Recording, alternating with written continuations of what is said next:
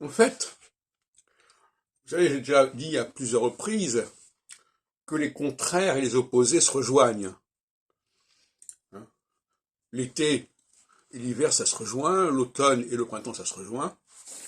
Et on pourrait se poser la question de savoir si finalement l'équinoxialité et la socialité ne se rejoignent pas. Parce que quand il y en a un qui veut l'emporter sur l'autre, et l'autre qui se défend, finalement on a une situation qui est assez comparable, hein, que ce soit dans un sens ou dans l'autre. Soit je résiste à l'invasion, et donc je me bats avec l'envahisseur, soit je veux partir de l'ensemble auquel j'étais lié, et à ce moment-là,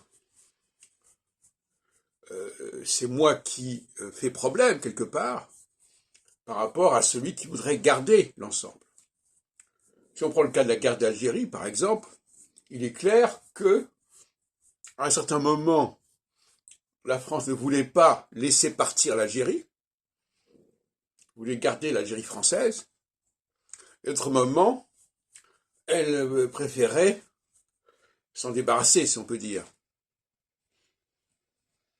Et à ce moment-là, peut-être que les Algériens, en tout cas certains d'entre eux, se sont sentis abandonnés, notamment les ressortissants étrangers ou les juifs, etc., qui ont été obligés de partir avec un statut de réfugiés, sans parler des immigrés algériens qui sont venus en France, etc., ou des harkis. Bon.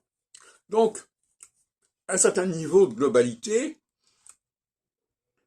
la socialité et l'équinoxialité, quand les phases commencent, ça se confond assez. Prenons le cas de la guerre d'Ukraine, eh bien, soit c'est la Russie qui veut récupérer l'Ukraine, soit c'est l'Ukraine qui ne veut pas faire partie de la Russie. Dans un cas comme dans l'autre, on a la guerre, on a le conflit. Donc le conflit est toujours là, même si les causes ne sont pas les mêmes ou sont inversées. Par exemple, dans un couple, tantôt c'est l'un qui en a assez, tantôt c'est l'autre qui en a assez. De toute façon, dans un cas comme dans l'autre, il y a toujours une résistance en face. Celui qui ne veut pas que l'autre s'en aille, c'est lui qui ne veut pas rester avec l'autre, etc., etc.